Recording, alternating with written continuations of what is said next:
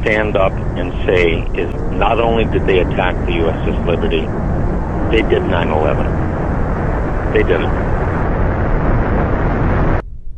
I have had long conversations over the past 2 weeks with contacts at the Army War College, at Headquarters Marine Corps, and I've made it absolutely clear in both cases that it is 100% certain that 9/11 was a Mossad operation, period.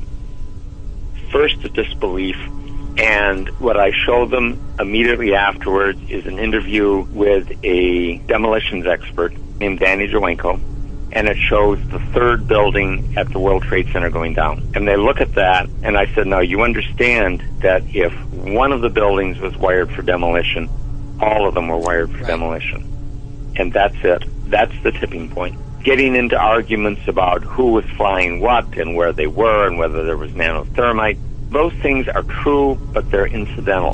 The thing that's necessary is to tell people 3 buildings went down, the third was not hit by a plane, it was wired for controlled demolition, therefore all of them were wired for controlled demolition, and at that point the reaction is rage. First disbelief and then rage. 9/11 has led directly to 60,000 Americans dead and wounded. God knows how many hundreds of thousands of people in other countries that we've killed or wounded or made homeless. This is an open wound. And what Americans need to understand is they did it. They did it. And if they do understand that, Israel's going to disappear. Israel will flat-ass disappear from this earth. I sent a film to one of my colleagues, and it basically had Americans grieving over their dead, coming back. And I showed one of them, it was a woman just wrenched by grief, over her dead soldier. And I said, if Americans ever know that Israel did this, they're going to scrub them off the earth. And they're not going to give a rat's ass what the cost is. They are not going to care. The first thing, Mark, is astonishment. They didn't know. They truly didn't know. And these are not unintelligent people. They really didn't know. And the next statement is rage. Real rage. The Zionists are playing this as truly an all-or-nothing exercise. Because if they lose this one, if the American people ever realize what happened, they're done. The military has not been bought. The military is loyal, but it has not been bought. And if it ever understands this, really, really deeply understands this, and this is what I got when I put some of these things to the Army War College and to Headquarters Marine Corps, I mentioned to a contact at Headquarters Marine Corps, I said, they did 9/11. And it was, you don't mean it. I said, absolutely. And if they ever understand that, these people are history. Completely shocked.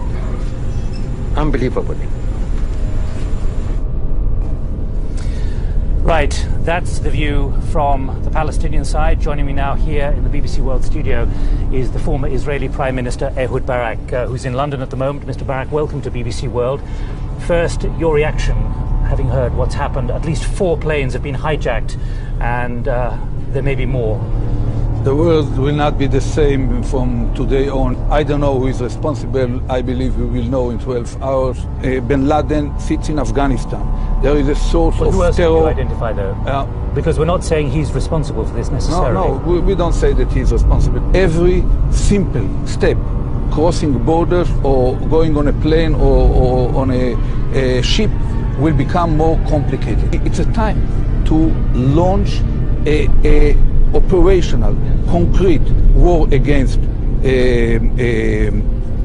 terror, even if it takes certain pains from the routine activities of our normal society. This is the time to deploy a globally concerted effort led by the United States, the UK, Europe, and Russia against all sources of terror. Consistently, along 6 or 10 years, Iran, Iraq, Libya, North Korea, this is the only way. Without this clarity of purpose, there will be no world order, no world order possible.